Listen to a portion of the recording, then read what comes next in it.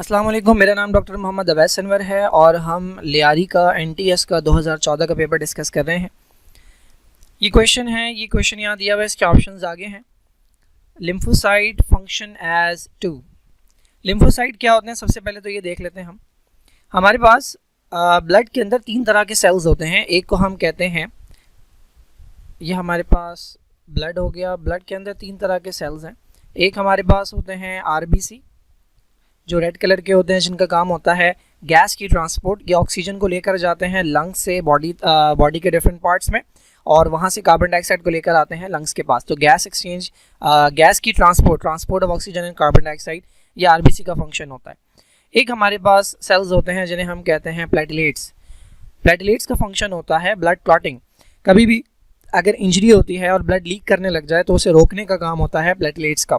और इसके अलावा हमारे पास तीसरी तरह के जो सेल्स होते हैं, these are WBCs, white blood cells, which are also known as leukocytes.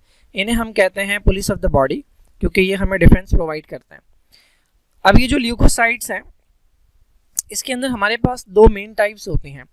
एक वो ल्यूकोसाइट्स होते हैं कि जिनको आप देखें, अगर सेल को देखें तो उसके अंदर आपको छोटे छोटे दाने नज़र आते हैं, बहुत सारे दाने नज़र आते हैं, बैग्स नज़र आते हैं। These are known as granulocytes. ये ग्रेन्यूल्स वाले, यानी ग्रेन्यूल कहते हैं दाने को, तो ये हैं ग्रेन्यूलोसाइट, जिनके अंदर ग्रेन्यूल्स होते हैं। और कुछ सेल्स ऐसे होते हैं कि जिनके अंदर आपको कोई दाने दाने नज़र नहीं आते, बस आप सेल देखते हैं तो आपको ऐसा नज़र आता है। These are known as a granulocyte. A का मतलब होता है विदाउट। अब ये जो ग्रेन्यूलोसाइट हैं, इसके अंदर तीन तरह के सेल्स होते हैं। एक को हम कहते हैं न्यूट्रोफिल, एक को हम कहते हैं बेजोफिल, और एक को हम कहते हैं इओसिनोफिल। ये तीनों ऐसे सेल्स हैं कि जिनके अंदर आपको इस तरह के दाने नज़र आते हैं। जबकि जो ए ग्रेन्यूलोसाइट हैं, इनकी दो टाइप्स होती हैं। एक को हम कहते हैं मोनोसाइट और एक को हम कहते हैं लिम्फोसाइट। अच्छा, अब न्यूट्रोफिल का काम होता है बैक्टीरिया को खाना, तो इन्हें हम फैगोसाइटिक सेल्स कहते हैं। ये फैगोसाइट है, इसका काम भी बैक्टीरिया को खाना होता है। और मोनोसाइट का काम भी बैक्टीरिया को खाना होता है। मोनोसाइट से बड़े होकर एक सेल बनते हैं जिन्हें हम कहते हैं मैक्रोफेज। तो इनका काम होता है बैक्टीरिया को ये खा जाते हैं और उसे डिस्ट्रॉय कर देते हैं। बेजोफिल्स और इओसिनोफिल जो हैं, ये बेसिकली आपके पैरासाइट्स के ख़िलाफ़ काम करते हैं। कोई वर्म वगैरह आ गया है तो उसके ख़िलाफ़ काम करेंगे। इसके अलावा एलर्जिक रिएक्शन के अंदर, फॉर एग्जांपल एज़मा के अंदर यही सेल्स होते हैं जो एक्टिवेट होते हैं, तो इनका काम एलर्जिक रिएक्शंस और पैरासाइट्स के अगेंस्ट होता है। बेजोफिल्स जो हैं, ये कुछ केमिकल्स रिलीज़ करते हैं जिसमें हिस्टामिन है, हैपरिन है, जो बेसिकली आपका इन्फॉर्मेशन का प्रोसेस करवाते हैं। अब बच गया लिम्फोसाइट। ये जो लिम्फोसाइट हैं, इनकी फर्दर दो टाइप होती हैं। एक को हम कहते हैं बी लिम्फोसाइट, एक को हम कहते हैं टी लिम्फोसाइट। अच्छा, अब ये दोनों जो हैं, ये बड़े इंपॉर्टेंट सेल्स होते हैं इम्यून सिस्टम के। बी लिम्फोसाइट जो हैं, ये एक तरह का स्मॉल मॉलिक्यूल प्रोड्यूस करते हैं जिसे हम कहते हैं एंटीबॉडी, और ये एंटीबॉडी जाकर चिपक जाती है किसी भी बैक्टीरिया के साथ, और जैसे ही वो बैक्टीरिया के साथ चिपकती है, बाकी बॉडी के सेल्स को पता लग जाता है कि हमारा हिस्सा नहीं है और इसे डिस्ट्रॉय करना है। टी सेल्स जो हैं, ये बेसिकली डायरेक्टली जाकर पूरे सेल को डिस्ट्रॉय कर देते हैं। जिस सेल के अंदर बैक्टीरिया बैठ गया है, वायरस बैठ गया है, बाहर नहीं आ रहा, तो ये पूरे के पूरे सेल को, कोई एबनॉर्मल सेल है, कैंसरस सेल है, तो ये उसे जाकर डिस्ट्रॉय कर देता है। तो ये हो गया एक ओवरव्यू हमारे ब्लड के सेल्स के बारे में। अब क्वेश्चन क्या है? क्वेश्चन रिलेटेड है लिम्फोसाइट से, तो इनसे रिलेटेड है। ये लिम्फोसाइट जो है इनसे रिलेटेड है। तो या तो ये बी लिम्फोसाइट होते हैं या टी लिम्फोसाइट होते हैं। मैंने बता दिए दोनों के फंक्शन। तो पहला फंक्शन इन्होंने दिया हुआ है कि ये इनगल्फ करते हैं बैक्टीरिया को, यानी बैक्टीरिया खाते हैं। मैंने आपको बताया ये इनका काम नहीं होता बैक्टीरिया खाना, या तो न्यूट्रोफिल का काम होता है, या मोनोसाइट से बने हुए सेल्स जिन्हें हम मैक्रोफेज कहते हैं, बिग ईटर्स, या तो इनका काम होता है। दूसरा ऑप्शन क्या है? Produce histamine and heparin. मैंने बताया ये बेजोफिल का काम होता है। ये ऐसे केमिकल रिलीज़ करते हैं जो आगे जाकर एक और सेल है, वो कहलाता है मास्ट सेल। ये भी इसी तरह के केमिकल रिलीज़ करते हैं जो इन्फ्लेमेशन के अंदर काम करते हैं। तो ये भी हमारा आंसर नहीं है। इनिशिएट ब्लड क्लॉटिंग, ये भी मैंने आपको बताया कि ब्लड क्लॉटिंग करवाना जिम्मेदारी होती है प्लेटलेट्स की। तो आखिरी बच गया है प्रोड्यूस एंटीबॉडी। और कौन से लिम्फोसाइट हैं ये जो प्रोड्यूस करते हैं एंटीबॉडी? बी लिम्फोसाइट है जो एंटीबॉडी प्रोडक्शन करते हैं। Which of the following pairing is correct? तो यहाँ पे इन्होंने सेंसरी और मोटर नर्व्स दी हुई हैं और उसके आगे उनका पाथवे दिया है। तो पहले मैं ये पाथवे समझाता हूँ आपको। ये मेरा कोई रिसेप्टर है, ठीक है। सपोज कर लें मेरा ये टेस्ट बड है, तो मैंने कोई चीज़ ज़बान पे रखी, तो इसने उसका टेस्ट जो है वो फील किया और इसने मैसेज दे दिया एक अदर न्यूरॉन को, और ये न्यूरॉन जो है ये मैसेज ब्रेन तक लेकर गया। इस न्यूरॉन को हम कहते हैं सेंसरी न्यूरॉन। ये नर्व जो लिखा हुआ है एक ही बात है, सेंसरी नर्व या सेंसरी न्यूरॉन। इसका काम होता है रिसेप्टर से मैसेज लेना और नर्वस सिस्टम को देना। नर्वस सिस्टम के अंदर ब्रेन आता है और स्पाइनल कॉर्ड आती है, तो ब्रेन के अंदर एक तरह के न्यूरॉन होते हैं जो इस मैसेज को रिसीव करते हैं, ये कहलाते हैं इंटर न्यूरॉन। इनका काम होता है मैसेज रिसीव करना, पढ़ना, समझना, उसका जवाब तैयार करना और अगले न्यूरॉन को देना, जिसका नाम होता है मोटर न्यूरॉन। ये जो मोटर न्यूरॉन होता है ये जवाब लेकर आता है इफेक्टर तक। इफेक्टर हर वो स्ट्रक्चर है जो रिस्पॉन्स देगा, तो ये मसल भी हो सकता है, ये ग्लैंड भी हो सकता है, तो ये कहलाता है मोटर न्यूरॉन। ठीक है, अब ये जो ब्रेन और स्पाइनल कॉर्ड है, यानी जिसे हम कहते हैं CNS, एक रास्ता है जो इसकी तरफ जा रहा है और एक रास्ता है जो इससे दूर जा रहा है। तो इसकी तरफ जाने वाला पाथवे जो है ये कहलाता है एफरेंट। एफरेंट का मतलब होता है टुवर्ड्स, आने वाला, और इससे दूर जाने वाला जो पाथवे है वो कहलाता है इफरेंट पाथवे। तो अगर मैं आपसे पूछूं कि एफरेंट पाथवे में कौन सा न्यूरॉन है, तो एफरेंट पाथवे में होता है सेंसरी न्यूरॉन और इफरेंट पाथवे में होता है मोटर न्यूरॉन। ठीक है, अब यहाँ पे उन्होंने पूछी है कि कौन सा पेयर जो है वो करेक्ट है। तो पहले देख लेते हैं यहाँ पे, sensory nerve efferent nerve pathway बनाती है। मैंने बिल्कुल बताया आपको, ये वाला पाथवे जो है ये एफरेंट है और ये सेंसरी नर्व बनाती है, तो ये वाला ऑप्शन करेक्ट है। मोटर नर्व बनाती है इफरेंट नर्व पाथवे, ये मोटर नर्व है और ये बना रही है इफरेंट नर्व पाथवे, ये वाला ऑप्शन भी बिल्कुल करेक्ट है। फिर कह रहे हैं मोटर नर्व बनाती है एफरेंट, मैंने बताया आपको एफरेंट जो बनता है वो सेंसरी से बनता है, तो ये गलत है। फिर ये कह रहे हैं सेंसरी नर्व बनाती है इफरेंट, इफरेंट बनता है मोटर से, तो ये भी गलत है। तो हमारे करेक्ट आंसर है ए और बी, तो ये ई जो है इसके अंदर दिया हुआ है, both A and B. All of the following are parts of a nephron except. तो पहले ये नेफ्रॉन की बेसिक सी डायग्राम जो कि आपने बनाई भी होगी और देखी भी होगी।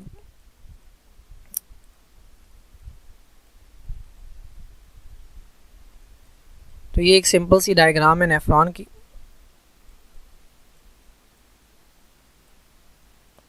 अच्छा, अब इसके अंदर अच्छा यहाँ पर भी एक अदद कैपिलरी का स्ट्रक्चर होता है। ठीक है, ये कैपिलरीज है जहाँ से फिल्टर होकर लिक्विड आता है। अच्छा भाई, अब इसके अंदर ये जो पहला पार्ट है चांद की तरह का, ये कहलाता है बोमेंस कैप्सूल। इसके बाद इसके अंदर जो कैपिलरीज का नेटवर्क है ये कहलाता है ग्लोमेरुलस। इसके बाद आता है ये वाला पार्ट, ठीक है, ये कॉइल पार्ट, ये कहलाता है प्रॉक्सिमल कॉन्वोल्यूटेड ट्यूब्यूल। उसके बाद आता है यू शेप स्ट्रक्चर, इसे हम कहते हैं लूप ऑफ हेनले। और उसके बाद आता है ये वाला पार्ट जिसे हम कहते हैं डिस्टल कॉन्वोल्यूटेड ट्यूब्यूल। कॉन्वोल्यूटेड क्यों कहते हैं इन्हें, क्योंकि ये ट्विस्टेड होती हैं, ये वाला पार्ट भी और ये वाला पार्ट भी। ये वाला करीब है तो इसे हम कहते हैं प्रॉक्सिमल, प्रॉक्सिमल का मतलब करीब, इससे करीब है, और ये दूर है तो इसे हम डिस्टल कहते हैं। और ये लास्ट पार्ट जो है this is known as collecting duct. ठीक है, अब ये दो नाम तो इन ऑप्शंस के अंदर नहीं दिए हुए, तो हमने 4 पार्ट्स पता लगा लिए, अब एक पार्ट बच गया। ये कहीं पर भी मुझे नज़र नहीं आया नेफ्रॉन के अंदर, इसका मतलब यही पार्ट है जो नेफ्रॉन का हिस्सा नहीं है। ग्लॉटिस अगर आपको याद हो, आपने अगर चैप्टर नंबर 13 पढ़ा है फर्स्ट ईयर का रेस्पिरेटरी सिस्टम, तो उसमें आपने पढ़ा होगा कि ये हमारे पास ट्रैकिया होता है, ये आगे जाकर डिवाइड होता है ब्रोंकाई के अंदर और ये लंग्स के अंदर एंटर हो जाते हैं, ये लंग्स हैं। ठीक है, अच्छा, तो ये जो ट्रैकिया होता है इसको अगर आप ऊपर से ट्रेस करें तो आगे ऊपर जो है यहाँ पर एक अदद बॉक्स होता है जिसे हम कहते हैं लैरिंग्स, इसे वॉइस बॉक्स भी कहते हैं। जो हमारा साउंड प्रोड्यूस होता है वो बेसिकली इसी की वजह से होता है। इसकी एक अदद ओपनिंग होती है जहाँ से हवा अंदर जाती है और बाहर आती है, ये ओपनिंग है, ये कहलाती है ग्लॉटिस। ठीक है, इसकी ओपनिंग होती है ग्लॉटिस, और इसके ऊपर एक अदद फ्लैप लगा हुआ होता है जिसे हम कहते हैं एपिग्लॉटिस। जब हम खाना खाते हैं तो ये फ्लैप बंद हो जाता है, जिसकी वजह से खाना जो है वो रेस्पिरेटरी सिस्टम में नहीं जाता। तो ग्लॉटिस जो है ये नेफ्रॉन का पार्ट नहीं होता, ग्लॉटिस पार्ट होता है रेस्पिरेटरी सिस्टम का। Which of the following have a pupa stage in their development. ये 9th के अंदर भी पढ़ा होगा आपने, फर्स्ट ईयर के अंदर भी पढ़ा है। प्यूपा वाला जो स्टेज आता है ये बेसिकली एक प्रोसेस के अंदर आता है जिसे हम कहते हैं मेटामॉर्फोसिस। और मेटामॉर्फोसिस हमें पता है किसका फीचर है, ये फीचर होता है इंसेक्ट्स का। ठीक है, मेटामॉर्फोसिस ये इंसेक्ट्स का फीचर होता है, तो यहाँ पे हमने ये वाला ऑप्शन जो है ये सेलेक्ट कर लिया। अब मेटामॉर्फोसिस की 2 टाइप्स होती हैं, एक को हम कहते हैं कंप्लीट और एक कहलाता है इनकम्प्लीट। तो अगर इसमें दे देते कि फॉर एग्जांपल प्यूपा स्टेज दे दिया और नीचे लिख देते कि भाई ये कौन से मेटामॉर्फोसिस से बिलोंग करता है, तो देखें अगर एग है और उसमें से जो निकल रहा है वो एनिमल से जिस एनिमल का एग है उसकी तरह नहीं दिखता, उससे डिफरेंट दिखता है, जिसे हम कहते हैं लार्वा। ठीक है, बिल्कुल उसकी तरह नहीं दिखता, अजीब सा नज़र आ रहा है। उसके बाद ये लार्वा बहुत ज़्यादा खाता है और फिर सो जाता है एक कवरिंग के अंदर। ये वाला स्टेज कहलाता है प्यूपा। और फिर प्यूपा से जो निकलता है वो बेसिकली एडल्ट होता है। ठीक है, ये वाला जो मेटामॉर्फोसिस है ये कहलाता है कंप्लीट। और अगर एग से निकलने वाला, एग से जो निकला है बच्चा, वो पेरेंट की तरह ही दिखे लेकिन साइज में छोटा हो बस, तो हम उसे कहते हैं निम्फ। निम्फ जो है ये बड़ा होके बन जाता है एडल्ट। ये वाला जो मेटामॉर्फोसिस है ये कहलाता है इनकम्प्लीट मेटामॉर्फोसिस। ये जो कंप्लीट मेटामॉर्फोसिस है इसकी एग्जांपल आपने बटरफ्लाई पढ़ी है। बटरफ्लाई के अंदर ये होता है, कैटरपिलर निकलता है जो कि बिल्कुल कम्प्लीटली डिफरेंट होता है, वो खाता है, प्यूपा बनता है, उसके बाद उससे बटरफ्लाई निकलती है। ये वाला मेटामॉर्फोसिस ग्रास हॉपर के अंदर भी मिल जाता है, कॉकरोच के अंदर भी मिल जाता है। जो उसके अंडे से निकलता है वो कॉकरोच जैसा ही होता है, छोटा कॉकरोच होता है, बड़ा कॉकरोच होता है। छोटा कॉकरोच जो है उसके सारे पार्ट्स बड़े जैसे होते हैं, बस वो मैच्योर नहीं होता और साइज़ में छोटा होता है, फिर वो जो है बड़ा होकर एडल्ट बन जाता है। तो ये इनकम्प्लीट मेटामॉर्फोसिस है जिसमें प्यूपा वाला स्टेज नहीं होता। Okay, in some of the Mendel's experiment 3/4 of the offspring showed the dominant trait। सही है। Which of the following is most likely to be true about the parents? भाई देखिए, for example एक character ले लेते हैं, फ्लावर का colour. ठीक है, फ्लावर कलर। अब दो तरह का कलर है, एक है रेड और एक है वाइट। ठीक है, हम सपोज ये गार्डन है, एक गार्डन है जिसके अंदर 100 दरख्त हैं और आपको 75 रेड नजर आ रहे हैं। इसका मतलब कौन सा कलर डोमिनेंट हुआ? रेड डोमिनेंट हुआ। जो ज़्यादा शो कर रहा है अपने आप को वो डोमिनेंट हुआ। तो रेड वाला डोमिनेंट है, वाइट वाला रिसेसिव है। तो ये क्या कह रहे हैं कि एक एक्सपेरिमेंट के अंदर 3/4, 4 में से 3 हिस्से जो हैं, जो बच्चों के पैदा हुए हैं, उन्होंने डोमिनेंट कैरेक्टर शो किया। तो मैंने आपको बताया अगर 100 दरख्त हैं गार्डन के अंदर तो 75 जो हैं वो शो कर रहे हैं रेड फ्लावर और 25 के ऊपर लगा हुआ है वाइट फ्लावर। तो अब ये पूछ रहे हैं आपसे कि उनके पेरेंट्स के बारे में क्या बात सही होगी। तो देखिए ये जो रेशो आया है ना 3:1, this is known as monohybrid ratio. This is monohybrid ratio. ठीक है, और ये मोनो हाइब्रिड क्रॉस के नतीजे में आता है। मोनो हाइब्रिड क्रॉस वो क्रॉस होता है जो ऐसे पेरेंट्स के दरमियान हो जिनका एक कैरेक्टर जो है वो डिफरेंट हो। तो जब भी हम एक कैरेक्टर की बात करते हैं हमेशा जो है वो रेशो यही आता है 3:1। और ये तब आता है जब पेरेंट्स हों होमोजाइगस। जब पेरेंट्स होमोजाइगस होते हैं तब ये वाला जो है वो रेशो मिलता है आपको। फॉर एग्जांपल एक पेरेंट जो होगा ना इनका वो होगा रेड फ्लावर वाला और उसके पास दोनों जीन्स रेड करवाने वाली होंगी, और दूसरा जो होगा वो होगा वाइट फ्लावर वाला। ठीक है, और उसके पास दोनों जीन्स वाइट करवाने वाली होंगी। इस कंडीशन को और इस कंडीशन को जब दोनों जीन्स सेम हो किसी के पास, ये कंडीशन कहलाती है होमोजाइगस। ठीक है, इनमें से एक जो है ये वाला रेड वाला जो है ये होमोजाइगस तो है लेकिन कौन सा कैरेक्टर है? डोमिनेंट वाला। तो इसे हम कहते हैं होमोजाइगस डोमिनेंट। और दूसरा वाला जो है ये होमोजाइगस तो है, दोनों सेम जीन्स तो है लेकिन कौन सा कैरेक्टर है? रिसेसिव। तो इसे हम कहते हैं होमोजाइगस रिसेसिव। तो इसका आंसर ये है कि अगर एक पेरेंट रिसेसिव होगा, रिसेसिव के साथ होमोजाइगस लिखने की ज़रूरत नहीं होती क्योंकि रिसेसिव हमेशा होमोजाइगस में ही होता है। और दूसरा जो है वो है होमोजाइगस डोमिनेंट। डोमिनेंट वाले के साथ होमोजाइगस इसलिए लिखते हैं कि डोमिनेंट दो कंडीशन में हो सकता है। अगर इसके पास दोनों जीन्स रेड वाली हैं तब भी इसका कलर रेड होगा, अगर इसके पास एक जीन रेड वाली होती है एक जीन वाइट वाली होती तब भी इसका कलर डोमिनेंट होता। इस कंडीशन को हम हेटेरोजाइगस कहते हैं। तो जब भी लिखना ज़रूरी होता है कि कौन सा डोमिनेंट है, होमोजाइगस या हेटेरोजाइगस। बाकी रिसेसिव एक ही कंडीशन में होगा जब इसके पास दोनों जीन्स स्मॉल वाली होंगी यानी वाइट वाली होंगी। Okay, in which of the following life processes is ATP produce. तो सिंपल सा सवाल है कि ATP जो है वो कौन से प्रोसेसेस के अंदर प्रोड्यूस होता है। तो पहला ऑप्शन है हमारे पास फोटोसिंथेसिस। बहुत सारे लोग ये समझते हैं कि फोटोसिंथेसिस जो है उसके अंदर सिर्फ और सिर्फ ग्लूकोज बनता है, लेकिन अगर आपने फोटोसिंथेसिस को डिटेल में पढ़ा है चैप्टर नंबर 11 के अंदर तो आपने पढ़ा है कि दो रिएक्शंस होते हैं इसके अंदर, एक लाइट रिएक्शन होता है और एक डार्क रिएक्शन होता है। लाइट रिएक्शन के अंदर बेसिकली क्लोरोफिल इस्तेमाल होता है और ये क्लोरोफिल के जो मॉलिक्यूल्स होते हैं ये करते क्या हैं, ये सनलाइट को, जो सनलाइट इनके ऊपर पड़ती है उसमें से एनर्जी को ये एब्जॉर्ब करते हैं और उसको स्टोर कर लेते हैं इस मॉलिक्यूल के अंदर जिसे हम कहते हैं ATP। तो ATP तो बन रहा है इसके अंदर। उसके बाद डार्क रिएक्शन के अंदर इस ATP को इस्तेमाल किया जाता है और कार्बन डाइऑक्साइड से बनाया जाता है ग्लूकोज। ठीक है, तो पूरे फोटोसिंथेसिस के अंदर कहीं ना कहीं एटीपी तो बन रहा है ना, तो ये हमारा करेक्ट ऑप्शन है, यानी फोटोसिंथेसिस के अंदर एटीपी बनता है। दूसरा इन्होंने ऑप्शन क्या दिया हुआ है, एरोबिक रेस्पायरेशन। देखिए रेस्पायरेशन का तो मतलब ही है, ये रेस्पायरेशन की तो डेफिनेशन ही यही है कि एक ऐसा प्रोसेस होता है कि जिसके अंदर जो फूड है वो ब्रेक डाउन होती है टू प्रोड्यूस एनर्जी। ग्लूकोज का ब्रेक डाउन एनर्जी प्रोडक्शन के लिए जब होता है तब हम उसे रेस्पायरेशन कहते हैं। अब इसकी दो टाइप होती हैं, या तो ये ऑक्सीजन की प्रेजेंस में होगा तो एरोबिक रेस्पायरेशन कहेंगे, अगर ऑक्सीजन के बगैर होगा तो एनारोबिक रेस्पायरेशन कहेंगे। अलबत्ता दोनों के अंदर एटीपी की प्रोडक्शन होती है, तो ये दोनों हमारे करेक्ट ऑप्शन है। तो इसका मतलब तीनों प्रोसेसेस जो यहाँ पर दिए हुए हैं, फोटोसिंथेसिस, एरोबिक रेस्पायरेशन और एनारोबिक रेस्पायरेशन, तीनों के अंदर जो है वो एटीपी प्रोडक्शन होती है। अच्छा एक बात मैं यहाँ बता दूँ, हमारे अंदर मेनली जो होती है वो एरोबिक रेस्पायरेशन होती है। एरोबिक रेस्पायरेशन के नतीजे में एटीपी का जो नंबर प्रोड्यूस होता है वो काफ़ी ज़्यादा होता है, क्योंकि हमें तकरीबन हर काम के लिए, हर दूसरे काम के लिए एटीपी चाहिए होता है, तो हम एनारोबिक में सर्वाइव नहीं कर सकते। एनारोबिक किसके अंदर होती है, यूजुअली पैरासाइट्स के अंदर होती है, कुछ बैक्टीरिया उनके अंदर होती है, या जो बहुत छोटे ऑर्गेनिज्म होते हैं कि जिनकी डिमांड बहुत कम होती है, उनके अंदर होती है। हम भी करते हैं एनारोबिक रेस्पायरेशन। फॉर एग्जांपल आप अगर मसल जो है वो मुसलसल इस्तेमाल करते रहें, आप मुसलसल एक्सरसाइज करते रहें, तो मसल्स के अंदर ऑक्सीजन प्रॉपर्ली जाती नहीं है, तो ऑक्सीजन की कमी की वजह से वहाँ एनारोबिक रेस्पायरेशन शुरू हो जाती है, लेकिन इसके नतीजे में जो एटीपी प्रोडक्शन होती है वो काफ़ी कम होती है और आप ज़्यादा वक्त तक सस्टेन नहीं कर सकते। तो तीनों प्रोसेस हैं जिनके अंदर एटीपी कहीं ना कहीं प्रोड्यूस हो रही है, तो हमारा जो करेक्ट ऑप्शन है वो है ई 1, 2 एंड 3। ये तीनों जो है वो प्रोसेस हैं जिनमें एटीपी बनता है। Which of the following statement about the strands of newly replicated DNA molecule is correct?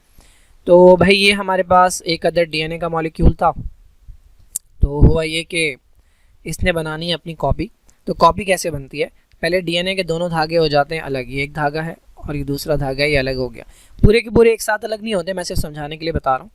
उसके बाद क्या होता है, एक अदद एंजाइम आता है जिसका नाम है डीएनए पॉलीमरेज। वो डीएनए पॉलीमरेज क्या करता है, इस धागे को देखकर इसके साथ एक और धागा बना देता है, ये हो गया एक डीएनए कंप्लीट, और इस धागे को देखकर इसके साथ एक और धागा बना देता है। तो इस तरह से एक डीएनए से दो डीएनए बनते हैं। अच्छा अगर आपको बेस पेयरिंग का रूल पता हो तो आपको समझ आ जाएगा कि ये कैसे होता है। अगर ये एक डीएनए का धागा है कि जिसके अंदर एडेनिन लगा है, ग्वानिन लगा है, साइटोसिन लगा है, थायमीन लगा है, तो दूसरा धागा बनाना बहुत मुश्किल है, बहुत आसान है। आप क्या करें, सिंपल एडेनिन के सामने हमेशा आता है थायमीन, ग्वानिन के सामने हमेशा आता है साइटोसिन, साइटोसिन के सामने हमेशा आता है ग्वानिन, और थायमीन के सामने हमेशा आता है एडेनिन। ये बेस पेयरिंग का रूल है कि एडेनिन और थायमीन आपस में बॉन्ड बनाते हैं और ग्वानिन और साइटोसिन आपस में बॉन्ड बनाते हैं। तो इस तरह से एक धागा काफ़ी होता है डीएनए का दूसरा धागा बनाने के लिए। अब इन्होंने पूछा क्या है, ये जो नया डीएनए बना है इसके बारे में इनमें से कौन सी बात सही है।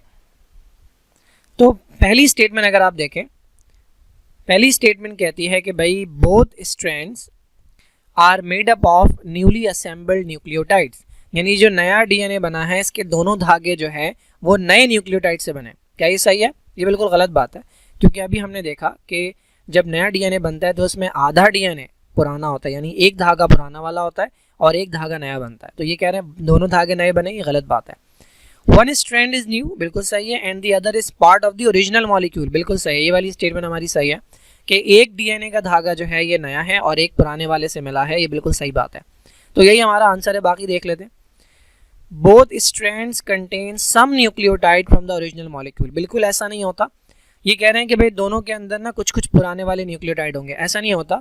एक्चुअली एक जो है वो पूरा पुराना होता है और एक पूरा नया बनता है, तो ये स्टेटमेंट भी गलत है। The sugar phosphate chains are conserved and new bases are inserted between them.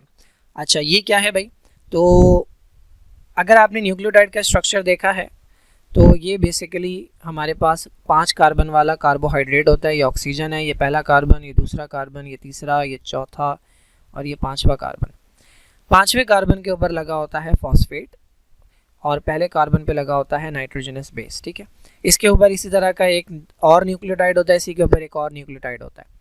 अच्छा ये वाला न्यूक्लियोटाइड और ये वाला न्यूक्लियोटाइड आपस में जुड़े हुए होते हैं, ये वाला न्यूक्लियोटाइड और ये वाला न्यूक्लियोटाइड आपस में जुड़े हुए होते हैं। ये जो बॉन्ड बनता है ये बनता है शुगर और फॉस्फेट के दरमियान में।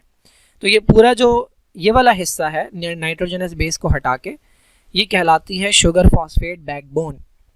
इस वाले हिस्से को शुगर फॉस्फेट बैकबोन कहते हैं, ठीक है। शुगर और फॉस्फेट से बनी हुई बैकबोन है ये। तो इसमें क्या कहा गया, ये वाली जो स्टेटमेंट थी, ये कह रहे हैं कि ये जो धागा है इसमें क्या हो रहा है, ये जो पुराने वाले न्यूक्लियोटाइड्स हैं इनके दरमियान ऐड किए जा रहे हैं नए वाले न्यूक्लियोटाइड, यानी ये दो पुराने न्यूक्लियोटाइड थे, इनके दरमियान एक नया न्यूक्लियोटाइड ऐड कर दिया गया। ऐसा नहीं होता। ये वाला जो डीएनए है, ये वाला जो डीएनए का धागा है, ये एज इट इज़ रहेगा और इसके सामने नया डीएनए का धागा जो है वो बनाया जाएगा। यहाँ पर अगर आप देखें तो एक धागा जो है ये पूरा का पूरा ऐसे ही रहेगा और इसके सामने जो है वो दूसरा डीएनए का पूरा नया धागा बनाया जाता है। ऐसा नहीं होता कि इसी में कहीं कहीं पर पीसेस जो है वो ऐड कर दिए जाएं, ऐसा नहीं होता। तो ये भी हमारा जो है वो इनकरेक्ट ऑप्शन है, ये भी इनकरेक्ट है। Okay, the base pairs are conserved and new sugar phosphate backbones are built upon them. लेकिन ये तो बिल्कुल ही गलत बात है। ये कह रहे हैं कि जो नाइट्रोजनस बेस है ये वैसी की वैसी रहती है और जो मैंने बताया था कि शुगर और फॉस्फेट बैकबोन है, ये कह रहे हैं ये नई ऐड की जाती है। तो ये भी इनकरेक्ट ऑप्शन है। तो करेक्ट ऑप्शन हमारा ये है कि एक धागा पुराना रहता है, एक धागा नया आता है। अच्छा, इसके लिए एक नाम भी है। इस तरह की डीएनए रेप्लिकेशन को हम कहते हैं सेमी कंजर्वेटिव। सेमी कंजर्वेटिव का मतलब ये है कि पुराना डीएनए पूरा का पूरा सेव नहीं हुआ, बल्कि आधा कंजर्व हो गया और आधा नया डीएनए बनाए। Okay, what is oxidative phosphorylation? ये आपको चैप्टर नंबर 11 के अंदर मिल जाएगा, फर्स्ट ईयर बायोलॉजी में, बायो एनर्जेटिक्स में। देखिए, फॉस्फोराइलेशन जो है उसका मतलब क्या है? फॉस्फोराइलेशन का मतलब ये होता है फॉस्फेट का ऐड होना। यहाँ पर हम जो बात कर रहे हैं वो बात कर रहे हैं बेसिकली इस मॉलिक्यूल की। इसका नाम है एडिनोसिन डाइफॉस्फेट। इसके पास दो फॉस्फेट हैं, इसको एक और फॉस्फेट चाहिए ताकि ये कन्वर्ट हो जाए एटीपी के अंदर। एटीपी चार्ज मॉलिक्यूल होता है, फिर इसमें से जब फॉस्फेट निकल जाता है, फॉर एग्जांपल आपको किसी काम के लिए एनर्जी चाहिए थी, तो बेसिकली इसके 3 बॉन्ड्स होते हैं फॉस्फेट के साथ। एडिनोसिन के 3 बॉन्ड होते हैं फॉस्फेट के साथ। तो ये तीसरा वाला बॉन्ड जो है ये टूट जाता है और आपको एनर्जी मिलती है। जब भी बॉन्ड टूटता है एक्सोथर्मिक रिएक्शन होता है, एनर्जी रिलीज होती है, आप वो इस्तेमाल कर लेते हैं। तो ये कन्वर्ट हो जाता है इस फॉर्म के अंदर। फिर जब आप खाना खाते हैं तो वो पूरा प्रोसेस होता है जिसमें दोबारा एनर्जी प्रोड्यूस होती है और इसके साथ फॉस्फेट जोड़ के इसे चार्ज कर दिया जाता है। अच्छा, अब ये जो फॉस्फोराइलेशन होती है, ये जो एटीपी दोबारा से रिचार्ज होता है, ये होता है माइटोकॉन्ड्रिया के अंदर। माइटोकॉन्ड्रिया के अंदर एक अदद प्रोसेस है जिसका नाम है ईटीसी, इलेक्ट्रॉन ट्रांसपोर्ट चेन। ये पूरी एक चेन होती है, मेरे ख्याल में यहाँ पर है, हाँ ये बुक के अंदर डायग्राम नहीं बनी हुई आपकी, लेकिन इस तरह का कुछ लिखा हुआ होगा, साइटोक्रोम लिखा होगा, एटीपीएज लिखा हुआ होगा, ठीक है। तो ये पूरी एक इलेक्ट्रॉन ट्रांसपोर्ट चेन है। ये माइटोकॉन्ड्रिया की मेम्ब्रेन है, अंदर वाली मेम्ब्रेन। आपने माइटोकॉन्ड्रिया का स्ट्रक्चर देखा है, ये आउटर मेम्ब्रेन है और ये फोल्ड वाली जो मेम्ब्रेन होती है, दिस इज इनर मेम्ब्रेन। इसके अंदर लगे हुए होते हैं ये कुछ मॉलिक्यूल जो आपको नजर आ रहे हैं, ये मिलकर बनाते हैं इलेक्ट्रॉन ट्रांसपोर्ट चेन। होता क्या है, इससे पहले वाला जो प्रोसेस होता है उसका नाम है क्रेब्स साइकिल। क्रेब्स साइकिल के नतीजे में ना ये वाले मॉलिक्यूल बनते हैं NADH, और एक और तरह का मॉलिक्यूल होता है जिसे हम कहते हैं FADH2। इन मॉलिक्यूल्स के पास बेसिकली होते हैं इलेक्ट्रॉन्स। ये मॉलिक्यूल इस चेन के पास आते हैं और अपने इलेक्ट्रॉन दे देते हैं। अब ये इलेक्ट्रॉन यहाँ से एक से दूसरे के पास जाता है, दूसरे से तीसरे के पास, तीसरे से चौथे के पास, और फाइनली ऑक्सीजन आता है और ये इलेक्ट्रॉन लेता है, साथ में हाइड्रोजन चिपकाता है और कन्वर्ट हो जाता है वाटर के अंदर, ठीक है। अच्छा, अब ये इलेक्ट्रॉन क्यों नाच रहे हैं एक जगह से दूसरी जगह? तो बेसिकली ये इलेक्ट्रॉन अपनी एनर्जी को इस्तेमाल करते हैं और हाइड्रोजन को यहाँ से हाइड्रोजन को फेंकते हैं यहाँ पे, कि आपको नज़र आ रहे हैं ये बहुत सारे हाइड्रोजन नीचे से अंदर से बाहर की तरफ फेंक रहे हैं। बेसिकली यहाँ से हाइड्रोजन फेंके जा रहे हैं इन दो मेम्ब्रेन्स के दरमियान में। अच्छा, अब इन हाइड्रोजन के वापस आने का सिर्फ एक रास्ता है और वो है ये बॉटल जैसा कुछ है, इसका नाम है ATP सिंथेटेज, ATP बनाने वाली मशीन। जब हाइड्रोजन यहाँ से गुजरते हैं तो इसको एनर्जी मिलती है, ये वो एनर्जी ट्रांसफ़र करता है इन दो मॉलिक्यूल्स को और ये जुड़ के बन जाते हैं ATP। अच्छा, अब देखें यहाँ पर जो प्रोसेस हो रहा है वो बेसिकली ऑक्सीडेशन हो रही है। ऑक्सीडेशन कहते हैं लॉस ऑफ इलेक्ट्रॉन को। तो हमने देखा है कि NADH आ रहा है और अपने इलेक्ट्रॉन लूज करके जा रहा है और NAD पॉजिटिव के अंदर कन्वर्ट हो रहा है। तो ये जो ऑक्सीडेशन के नतीजे में, ऑक्सीडेशन रिडक्शन, ये पूरा प्रोसेस चल रहा है, एक इलेक्ट्रॉन एक जगह से दूसरी जगह जंप कर रहा है। तो ये जो ऑक्सीडेशन के नतीजे में हमारे पास एनर्जी की प्रोडक्शन हो रही है या फॉस्फेट जो है वो ऐड हो रहा है, इस टाइप के फॉस्फोराइलेशन को हम कहते हैं ऑक्सीडेटिव फॉस्फोराइलेशन, ठीक है। तो हमने ढूंढना है कि इसमें से कहाँ पर इसे डिफाइन किया गया है कि ऑक्सीडेटिव फॉस्फोराइलेशन किसे कहते हैं। ओके, तो पहला ऑप्शन देखें, addition of phosphate to ADP, ये डेफिनेशन है फॉस्फोराइलेशन की, using energy gain by transferring electrons along a chain of carrier, यही हमारा आंसर है। हमने अभी देखा कि एनर्जी कहाँ से आती है, जब आप इलेक्ट्रॉन को एक जगह से दूसरी जगह ट्रांसफ़र करते हैं इलेक्ट्रॉन ट्रांसपोर्ट चेन के अंदर, तो उससे जो एनर्जी आती है उस एनर्जी को इस्तेमाल करके इन दोनों मॉलिक्यूल को ऐड किया जाता है, इन दोनों मॉलिक्यूल को ऐड किया जाता है और एटीपी बनाया जाता है। तो ये करेक्ट ऑप्शन है। अच्छा, एक और मैं आपको बताऊं, एक और तरह का फॉस्फोराइलेशन होता है जिसे हम कहते हैं सबस्ट्रेट लेवल। सबस्ट्रेट लेवल ये क्या होता है? फॉर एग्जांपल आपके पास एडीपी है, ठीक है, इसे चाहिए फॉस्फेट, ये वाला एक मॉलिक्यूल है एक्स, इसके पास एक अदद फॉस्फेट है, ये क्या करेगा, अपना फॉस्फेट इसे दे देगा, तो ये एडीपी से कन्वर्ट हो जाएगा एटीपी में। देखिए अब ये जो फॉस्फेट आया है ये ऑक्सीडेशन के नतीजे में नहीं आया, ये इलेक्ट्रॉन के लॉस या इलेक्ट्रॉन गेन के नतीजे में नहीं आया, ये कहाँ से आया? एक अदद मॉलिक्यूल से। इस मॉलिक्यूल को हम सबस्ट्रेट कहते हैं। कोई भी मॉलिक्यूल है अगर वो फॉस्फेट दे दे तो इस टाइप की फॉस्फोराइलेशन कहलाती है सबस्ट्रेट लेवल फॉस्फोराइलेशन। तो ये दो तरह की फॉस्फोराइलेशन आपने माइंड में रखनी है। Okay, in an ecosystem the primary consumers are, ecosystem क्या होता है भाई? जब आप लिविंग और नॉन लिविंग को ऐड कर देते हैं तो वो मिलाकर बनता है इकोसिस्टम, ठीक है, लिविंग और नॉन लिविंग। फॉर एग्जांपल ये हमारा शहर है, इसके अंदर इंसान रहते हैं, इंसान एक पॉपुलेशन है, कैट्स रहती हैं, कैट्स एक पॉपुलेशन है, डॉग्स रहते हैं, डॉग्स एक पॉपुलेशन है, प्लांट्स बहुत सारे रहते हैं, वो तमाम अलग अलग पॉपुलेशन है। सारी पॉपुलेशन मिला दी तो बन गई कम्युनिटी। कम्युनिटी के अंदर सारे लिविंग होते हैं। अब इस कम्युनिटी को आप जोड़ दें यहाँ की हवा, पानी, मिट्टी, लाइट और बहुत सारी चीज़ों से, नॉन लिविंग मटीरियल से, तो अब ये मिलकर बनता है एक इको सिस्टम, ठीक है, ये एक इकोसिस्टम बनता है। तो किसी भी इकोसिस्टम के अंदर प्राइमरी कंज्यूमर कौन होता है? तो पहली बात तो कंज्यूमर वो होता है जो किसी और के ऊपर फीड करता है, जो किसी और को खाता है, जो किसी और को फूड बनाता है। अब इसमें तीन तरह के होते हैं, प्राइमरी, सेकेंडरी और टर्शरी। तो प्राइमरी वो होते हैं जो प्लांट्स को खाते हैं। तो कौन होता है प्लांट्स को खाने वाले? उन्हें हम कहते हैं हर्बीवोर्स। तो हर्बीवोर जो है ये बेसिकली प्राइमरी कंज्यूमर है। इनको खाने वाले होते हैं कार्निवोर्स, ये हमारे पास सेकेंडरी कंज्यूमर भी होते हैं, और इन्हीं में से कुछ होते हैं जो इन्हीं को खाते हैं, एक दूसरे को खाते हैं, तो ये बड़े कार्निवोर्स होते हैं, इन्हें हम कहते हैं टर्शरी कंज्यूमर्स। जब ये टर्शरी कंज्यूमर को कोई नहीं खाता, जब ये मरते हैं तो इनकी बॉडी को तोड़ने के लिए आते हैं डीकम्पोजर, जिनमें आते हैं बैक्टीरिया और फंजाई, ठीक है, बैक्टीरिया और फंजाई। और पैरासाइट्स क्या होते हैं भाई? पैरासाइट हर वो ऑर्गेनिज्म है जो किसी दूसरे लिविंग ऑर्गेनिज्म से फूड ऑब्टेन करे और उसे बदले में नुकसान पहुंचाए। इन दी हायरार्किकल बायोलॉजिकल क्लासिफिकेशन सिस्टम, यानी टेक्सोनॉमी की बात हो रही है, टेक्सोनॉमी आपका क्लासिफिकेशन से डील करती है, विच कम्स आफ्टर जेनरा। तो ये पूरा एक ऑर्डर होता है, ये पूरी एक सीरीज़ होती है। सबसे बेसिक यूनिट जो होता है इसका वो होता है स्पीशीज़, ठीक है। इंसान जितने भी हैं पूरी दुनिया में वो सारे एक स्पीशी हैं। क्यों है भाई? क्योंकि हमारे नंबर 1 हमारे कैरेक्टर सिमिलर है, नंबर 2 हमारे पास सेम नंबर ऑफ क्रोमोसोम है, और नंबर 3 जो कि मोस्ट इंपॉर्टेंट डेफिनेशन है वो है कि हम एक दूसरे के साथ रिप्रोडक्शन करके ऐसे बच्चे पैदा कर सकते हैं जो फर्टाइल हों। यहाँ का कोई इंसान दुनिया के किसी भी मुल्क के इंसान के साथ जो है वो रिप्रोडक्शन करे तो ऐसे बच्चे पैदा होते हैं जो फर्टाइल हैं। इसका मतलब हम एक स्पीशी है।